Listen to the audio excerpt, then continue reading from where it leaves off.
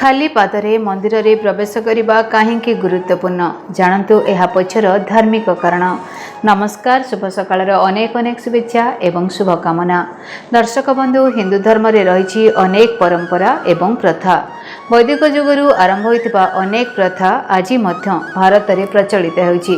जेमिति कि मंदिर रे खाली पादरे प्रवेश करने एक हिंदू प्रथा अटे। तथापि जापानी मानक समेत अन्य धर्मर लोक माने कौनसी भी पवित्र स्थान रे प्रवेश करने पूर्व सेमानकर जोता किंबा चप्पल को काढ़ी दियंती।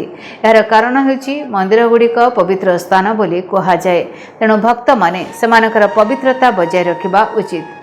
यह विश्वास करा जाए बिना जोतारे मंदिर रे प्रवेश करने द्वारा आपण भगवान सहित सहजरे संजोग स्थापन करें। यह मध्य देवतांक ठारू आशीर्वाद पाइबार एक उपाय अटे। पौराणिक कथा अनुसार चमड़ा जोता पिंधि मंदिर रे प्रवेश करने देवता मानकु असम्मान करने सहित समान अटे।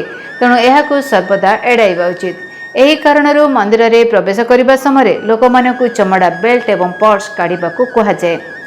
अधिकांश मंदिर चट्टाण रे हलदी, चंदन एवं सिंदूर लेप दि जाए। आयुर्वेद अनुसार एगुड़िक स्वार्थवर्धक गुणर उत्स अटे। जितेबले आपण मंदिर चट्टाण रे जोता बिना प्रवेश करती सेतेबले आपण एही सबु उपादान गुड़िकर लाभ पाई परिबे।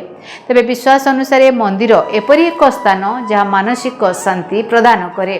तेणु जितेबले आपण मंदिर रे खाली पादरे प्रवेश करती सेतेबले आपणकर पाद देई सकारात्मक शक्ति आपणक शरीर रे प्रवेश करे। यह आपणकर मन को शांत रखिबारे सहाय्य करे। खाली पादरे मंदिर रे प्रवेश करिवार किछि महत्व हेउछि जे यह एक अत्यंत प्रासंगिक हिंदू परंपरा। मंदिर को एक अत्यंत पवित्र स्थान भावरे विवेचना करा जाए। सेठारे प्रवेश करिबा भगवानकर घरे प्रवेश करिबा परि अटे।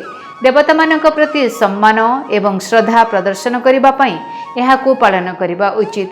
तथापि यह परम चेतना बा ब्रह्मंक सहित आपणकर संपर्क को मध्य सुदृढ़ करि परिबो। तेबे दर्शक बंधु, एबे आपण माने भलो भाबरे बुझी परिथिबे जे मंदिर को आमे काहेकि खाली पादरे जांती, काहेकि मंदिर को जोता पिंधिबा को बारण करा जाईछि। आशा करूछि आजिर दिनटी आपण मानक पई शुभमय हेबो, मंगलमय हेबो। धन्यवाद, नमस्कार। डीटीवी ओडिया देखिवा पई सब्सक्राइब करंतु एवं बेल आइकन को मध्य दबाई दियंतु।